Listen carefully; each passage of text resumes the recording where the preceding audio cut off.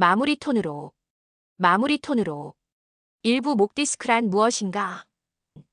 여러분 안녕하세요. 오늘부터는 목 디스크에 대해서 아주 깊이 차근차근 이야기해 보겠습니다. 우리가 흔히 말하는 목 디스크, 정확한 의학 용어로는 경추 추간판 탈출증이라고 부릅니다. 여기서 경추는 우리 목뼈를 뜻하고요. 추간판은 뼈와 뼈 사이에 있는 말랑말랑한 쿠션 같은 구조물을 말합니다. 이 추간판은 가운데는 젤리처럼 부드러운 수액이 있고 바깥쪽은 단단한 섬유륜이라는 벽으로 둘러싸여 있어요.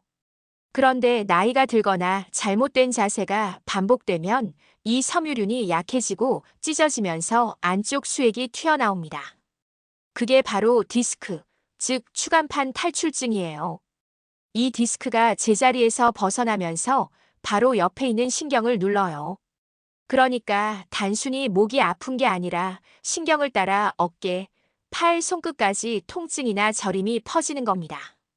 여기서 중요한 건 목 디스크는 특정 나이에만 생기는 병이 아니라는 것이에요. 20대, 30대 젊은 분들도 컴퓨터나 스마트폰을 오래 하면 충분히 걸릴 수 있습니다. 실제로 요즘은 거북목 증후군 때문에 10대 청소년들에게도 목 디스크 초기 증상이 나타난다고 해요. 또 하나 알아두셔야 할 건 목 디스크는 단순히 목만 아픈 병이 아니라는 겁니다. 이게 심해지면 신경마비, 심지어 보행장애까지도 이어질 수 있어요. 그래서 초기에 알고 관리하는 게 정말 중요합니다. 잠시 쉬어가는 톤으로. 자, 여기까지 들으시니까 목 디스크가 단순 목 통증이 아니구나 하고 느껴지실 겁니다. 이제 다음으로는 목 디스크가 실제로 어떤 증상을 만드는지 또 일상생활을 어떻게 힘들게 하는지 구체적으로 알아보겠습니다. 2부 증상과 일상생활 속 문제들. 목 디스크의 증상은 사실 굉장히 다양합니다. 처음에는 단순히 목이 뻐근하다, 뒷목이 뻣뻣하다, 이런 정도로 시작하죠. 그런데 조금 더 진행되면 어깨가 무겁고 팔이 당기고 손끝이 저리기 시작합니다. 많은 분들이 손이 저리니까 손목이 문제인가 하고 생각하시는데 사실은 목에서 시작된 경우가 많습니다. 특히 통증이 한쪽 팔로만 내려간다면 목 디스크 가능성이 크다고 보셔야 합니다. 직장인들은 이런 경우가 많습니다. 컴퓨터를 오래 하다 보면 목이 뻐근하고 오후쯤 되면 마우스를 잡고 있는 손이 저리죠. 회의 시간에 오래 앉아 있으면 고개가 무겁고 집중력이 떨어집니다. 학생들도 예외가 아닙니다. 책상에 오래 앉아 공부하거나 스마트폰을 보다 보면 목이 앞으로 빠지면서 거북목이 되고 두통이 잦아져요. 머리가 무겁다, 집중이 안 된다라는 게 사실 목 디스크 신호일 수 있다는 거죠. 나이가 들면 증상이 더 다양해집니다. 어르신들은 젓가락질이 힘들어진다, 단추를 끼우기 힘들다, 손 감각이 무뎌진다 하는 증상을 호소합니다. 또 걸을 때 균형이 안 잡히는 경우도 있는데 이건 신경 압박이 심해졌다는 신호예요. 그리고 중요한 건 통증이 단순히 신체 문제에만 그치지 않는다는 겁니다. 아프니까 짜증이 나고 자꾸 움츠러들고 대인관계도 위축되죠. 그러다 보면 우울감이 오기도 하고요. 강조 톤으로. 여러분, 목 디스크는 단순히 목의 문제가 아닙니다. 우리의 생활, 감정, 관계까지 영향을 주는 종합적인 문제라는 걸 꼭 기억해 두셔야 합니다. 3부 목 디스크의 원인과 위험 요인. 그럼 목 디스크는 왜 생길까요? 가장 큰 원인은 잘못된 자세입니다. 고개를 숙이고 스마트폰을 보거나 모니터를 낮게 놓고 일하면 목이 앞으로 빠집니다. 이 자세가 오래되면 목뼈가 시자 곡선을 잃고 일자로 펴지는데 이걸 일자목이라고 해요. 일자목이 되면 충격을 흡수하지 못하고 디스크에 부담이 크게 갑니다. 또 하나는 장시간 고정된 자세예요. 운전, 사무직, 학생들 모두 해당됩니다. 가만히 있어도 목 주변 근육이 긴장되고 디스크에 압력이 쌓이는 거죠. 노화도 중요한 원인입니다. 나이가 들면 디스크가 수분을 잃고 딱딱해집니다. 그러면 작은 충격에도 쉽게 찢어지고 탈출할 수 있습니다. 여기에 흡연, 운동 부족, 비만 같은 생활 습관도 목 디스크 위험을 높입니다. 특히 흡연은 디스크 영양 공급을 방해하기 때문에 회복을 더디게 만들죠. 실제로 30대 남성 직장인 한 분이 있었습니다.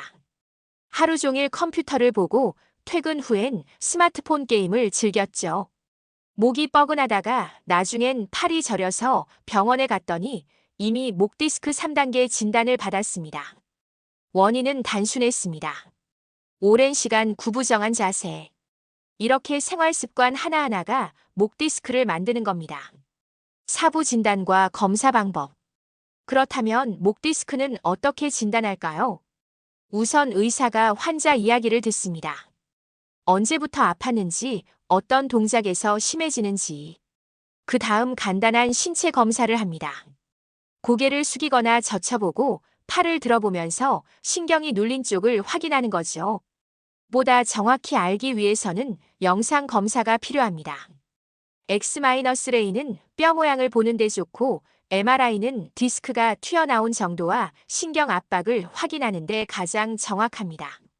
CT는 뼈와 디스크 상태를 3차원적으로 볼 수 있죠. 중요한 건 증상만 보고 자기 진단을 하지 말라는 겁니다. 어깨가 아프니까 어깨병이겠지 하고 지나치다 보면 사실은 목 디스크일 수 있어요. 정확한 검사를 통해서만 알 수 있다는 것 꼭 기억해 두세요. 5부 치료 방법 비수술적 접근. 목 디스크 치료는 수술만 있는 게 아닙니다. 대부분의 환자 약 8,090%는 비수술적 치료로도 호전됩니다. 첫째는 약물 치료입니다. 진통제, 소염제, 근이완제를 써서 통증과 염증을 줄입니다.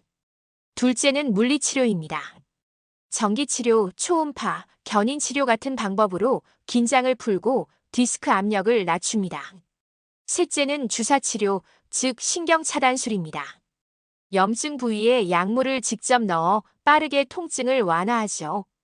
그리고 가장 중요한 건 생활습관 교정입니다.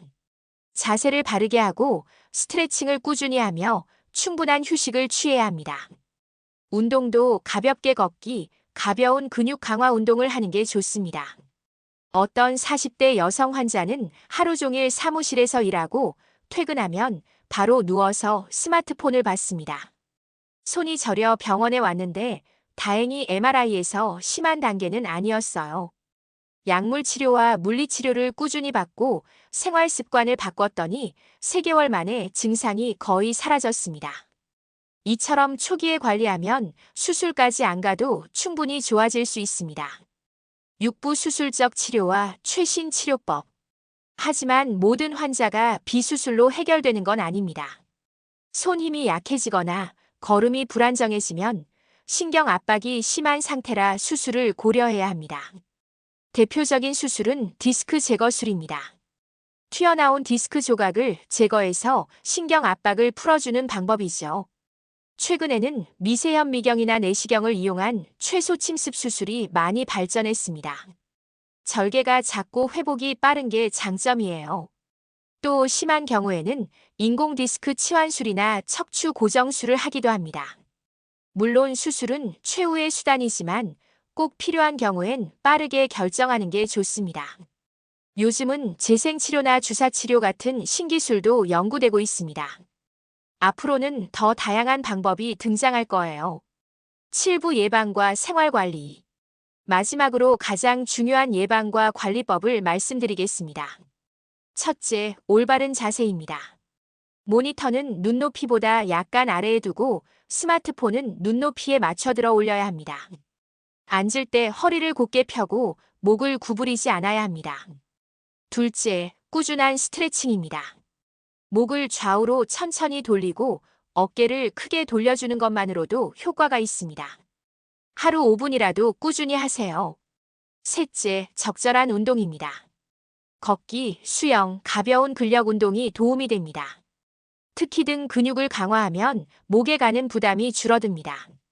넷째, 수면 환경도 중요합니다. 너무 높은 베개는 피하고 목을 자연스럽게 받쳐주는 낮은 베개를 쓰는 게 좋습니다. 마지막으로 생활 습관을 건강하게 바꾸는 겁니다. 흡연은 줄이고 충분한 수분 섭취, 규칙적인 생활이 필요합니다. 여러분, 목 디스크는 누구에게나 올 수 있습니다. 하지만 알고 예방하면 충분히 피할 수 있고 또 초기에 잡을 수도 있습니다. 오늘 제가 7부 동안 말씀드린 내용이 여러분의 건강 관리에 큰 도움이 되길 바랍니다. 목 디스크 알고 예방하고 초기에 치료해서 건강한 삶 지키시길 바랍니다. 감사합니다. 도움이 되셨다면 구독, 좋아요 부탁드립니다.